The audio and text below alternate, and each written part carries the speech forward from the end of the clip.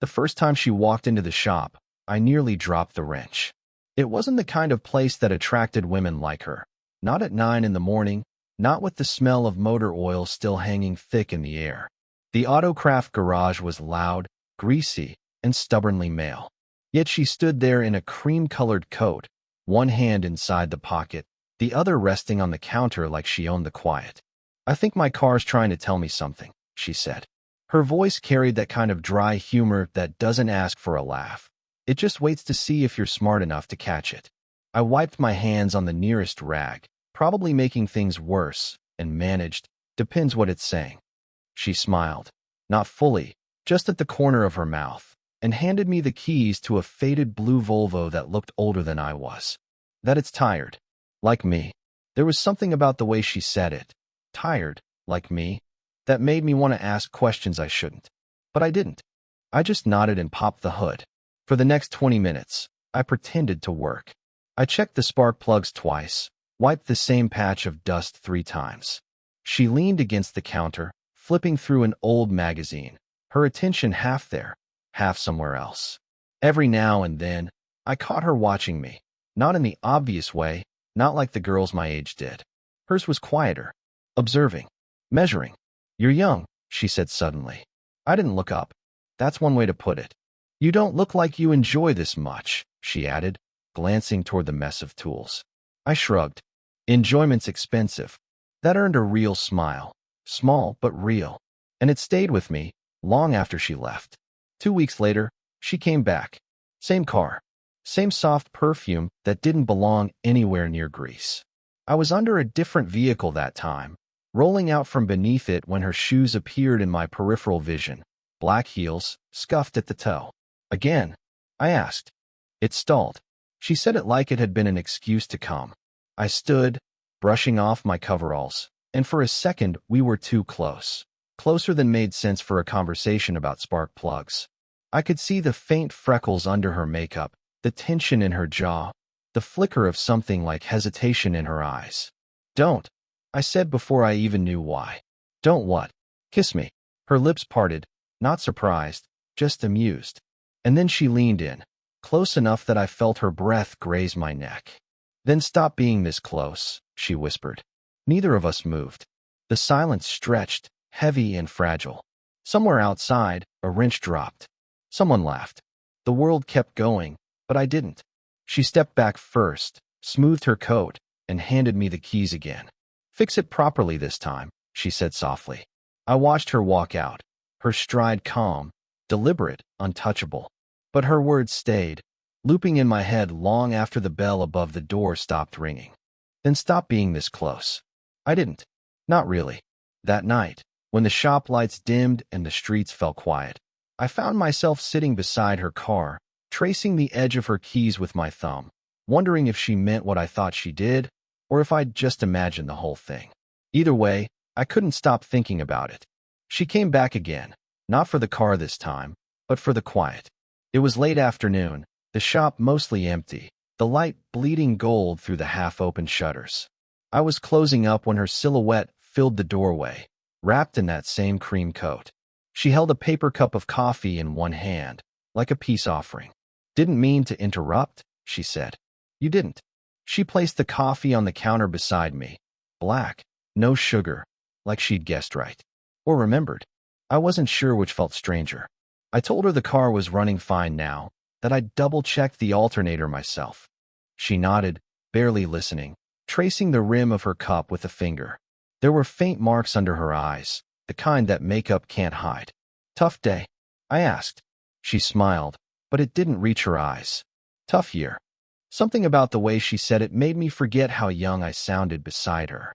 The words carried weight, but she spoke them like she was afraid they might shatter if she said more. "Do you want to talk about it?" I asked before I could stop myself. She looked up sharply, as if the question crossed a line she hadn't drawn out loud. "No," she said. Then, softer, "Not really." Silence again. The kind that isn't uncomfortable, just heavy, like standing too close to a secret. Her hand trembled slightly as she lifted the cup. That's when I noticed. Her fingers, elegant but restless, a small silver ring twisting around her index like it didn't belong there anymore. Do you always notice things? She asked suddenly. Only when I shouldn't. That earned me half a laugh, dry, low, like she hadn't used it in a while. I used to think that was a good trait, she said. Noticing things. And now it just makes people uncomfortable. She wasn't wrong. The air between us felt too aware of her perfume, of the distance that wasn't really distance, of the way I kept trying not to look at her mouth. A drop of oil hit the floor with a soft plink. I turned away, pretending to clean up, but her reflection stayed in the glass door ahead, still, quiet, self-contained. You don't talk much, she said behind me. You talk just enough for both of us. When I faced her again, she was smiling faintly. That same half-smile from before, except softer now, more tired. She looked at me like she was remembering something, or maybe trying not to. Outside, the sun dipped lower, throwing long shadows across the floor. She reached for her keys, hesitated, fingers brushing mine for a second too long. It wasn't planned. It wasn't even bold. Just real. The kind of accidental touch that hums through your veins long after it's over. I should go, she said. But she didn't move. Not right away. Neither did I. And in that almost moment, that small pause before the world remembered what it was supposed to be, I realized I didn't just want her to stay. I wanted her to want to. It started raining just before closing. The kind of rain that soaks through your clothes before you can even curse. She was standing by her car again, the one that kept inventing new problems just to see her back here. The wipers froze mid-swipe this time, a simple fix, if I didn't mind staying late. I can wait inside, she said, pushing damp hair behind her ear. Good idea. It's going to take a bit. The shop was quiet, the rain doing all the talking. She sat on the edge of the counter, sipping from a half-empty water bottle, watching the drops race down the windows. I could smell the faint trace of her perfume, jasmine, maybe, mixing with the sharp scent of oil and metal. She looked softer tonight. Maybe it was the rain, or the tired slump in her shoulders, or the fact that her lipstick had faded unevenly. Do you ever feel like you're standing still and everyone else is moving past you? She asked suddenly. I looked up from the wipers. Every day, she smiled, a small, crooked one that didn't need explaining. You're too young to feel that. You say that like it's a rule. She laughed quietly, eyes down, tracing a drop of water along the counter with her fingertip. You remind me of someone I used to know, she said. Someone who still thought life could surprise him. And did it. Her eyes met mine, calm, unreadable. Yes, but not in the ways he hoped. The storm outside cracked open, thunder rolling through the building like a warning. The lights flickered, then steadied. She flinched, barely noticeable, but I caught it. Without thinking, I moved closer, just close enough that she could feel I was there. I didn't touch her. Didn't need to. The space between us was already charged, too narrow for words to pass through cleanly. Her phone buzzed on the counter. She hesitated before picking it up. The name on the screen lit her face, a man's name. She silenced it without answering. Someone waiting for you? I asked, my voice lower than I meant. She shook her head. Someone who doesn't know when to stop calling. She looked at me then. Really looked, like she was searching for something that wasn't in the room. The hum of the rain filled the silence that followed. I told myself to step back, to keep it professional, to not make this into something it wasn't. But she reached out first, just her hand, resting on the sleeve of my coverall, barely a touch. You're kind, she said softly. That's dangerous.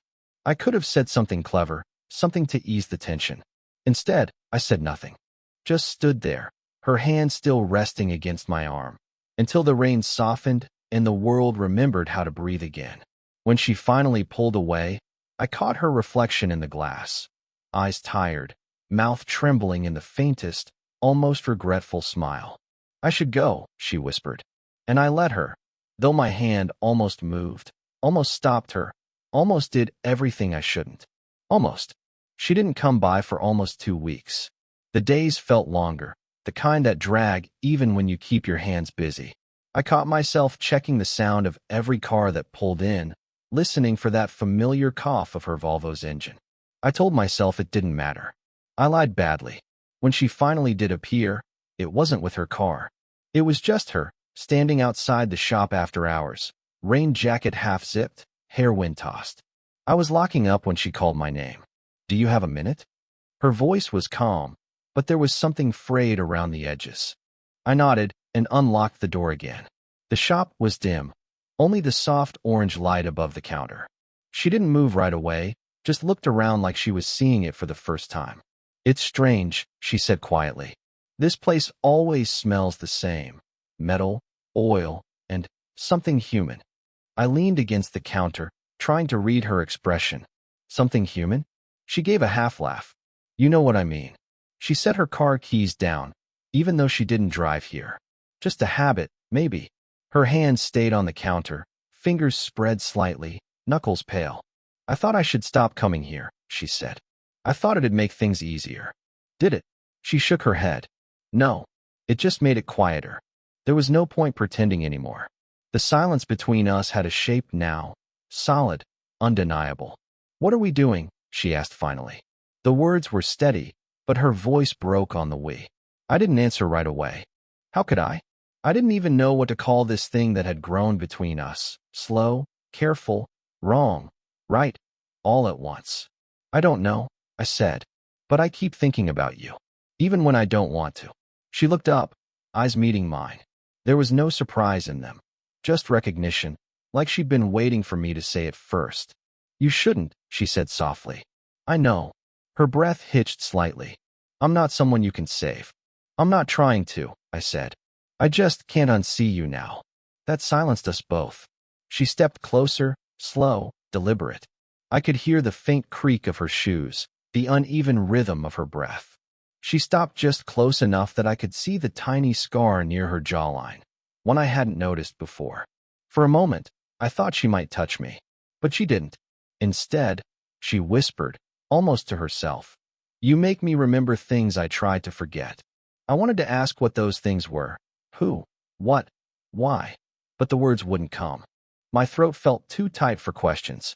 We stood there in the hum of the overhead light, everything that mattered unspoken between us. When she finally turned to leave, she didn't take her keys. And I didn't remind her.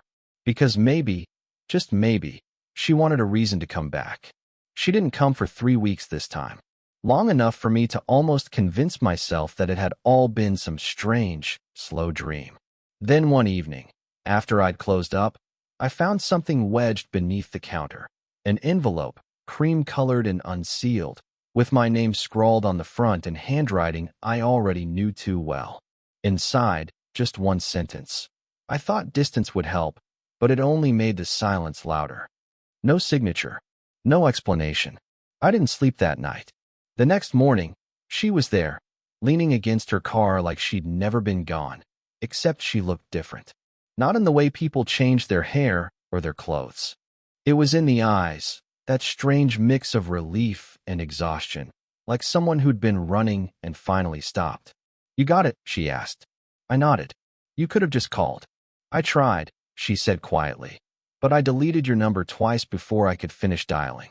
There was something brittle in her voice, something that didn't match the steady woman who used to fill the room without effort. I didn't mean for this to get so, she started, then stopped, searching for the word. Complicated, I offered. She shook her head. Familiar. That word hit me in a way I couldn't explain. She reached into her bag and pulled out an old photograph, the edges soft and worn. She laid it on the counter between us. It was a younger version of her, smiling, freer, standing beside a man who looked only a few years older than me. Same dark hair, same unsure grin. He died when I was 30, she said. Accident. Quick. I spent years trying not to remember the way he looked at me. I looked at the photo again, then at her. I didn't have to ask what she meant. Now, she said, sometimes I see you, and it's like the universe is playing a cruel trick. My stomach sank. I didn't know whether to feel guilty or honored. Maybe both. I'm not him, I said softly. I know, she replied, almost immediately. Then, quieter. That's what makes it worse. The rain started again outside, soft, unhurried. The world beyond the glass blurred, like it was folding in on this moment. She brushed her hand across the photograph, as if trying to smooth out the years between then and now. I came here today to say goodbye, she said.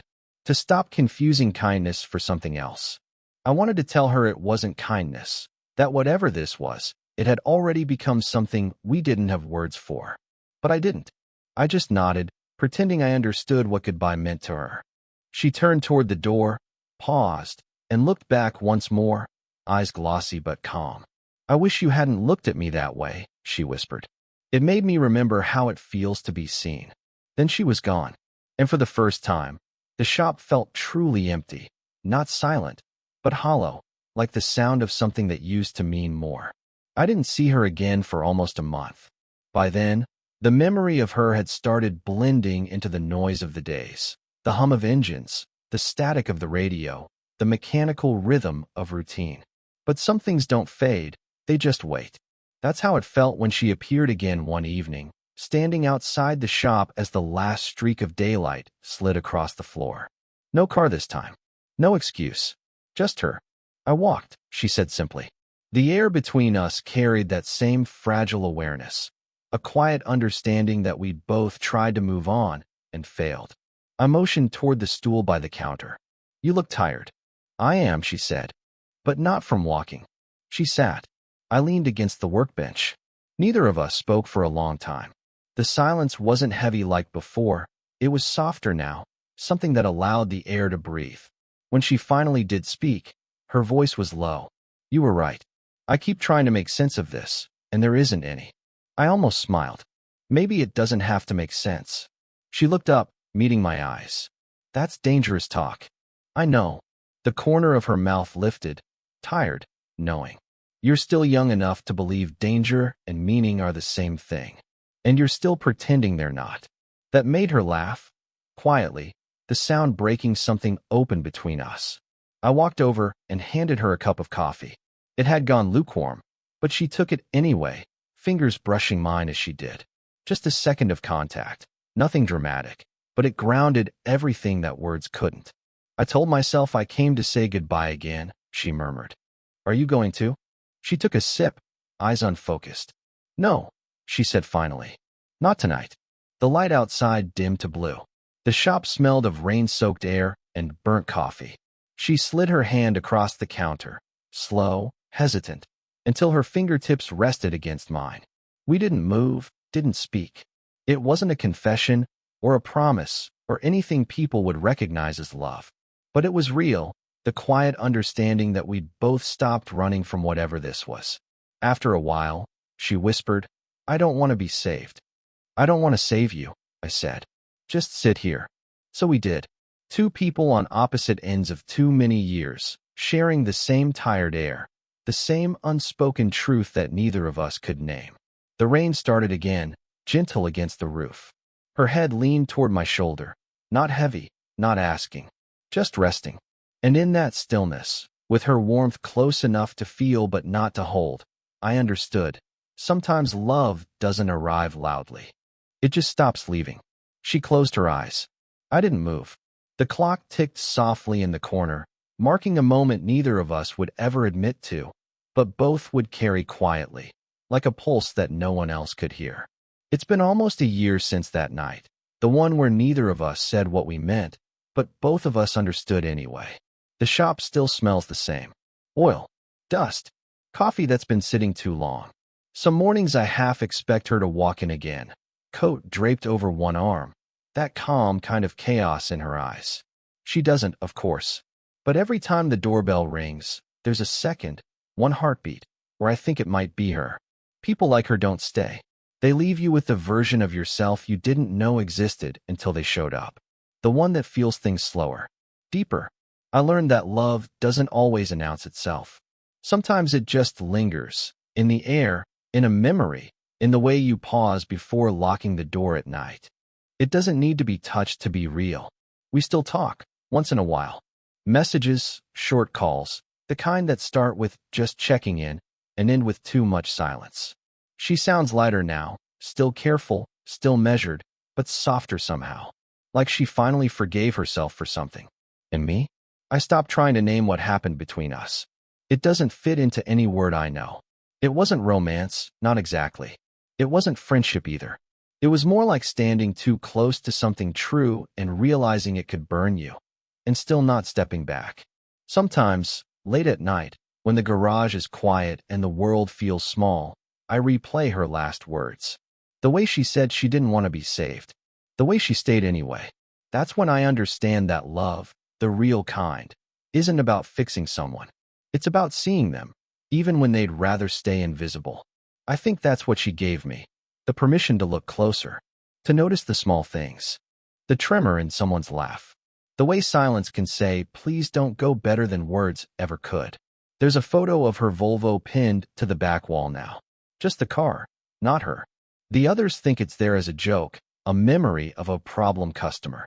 But I know better. It's a reminder that some engines stall because they want to be understood, not repaired. If she ever walks in again, I don't think we'll need to talk about what happened. We'll just know.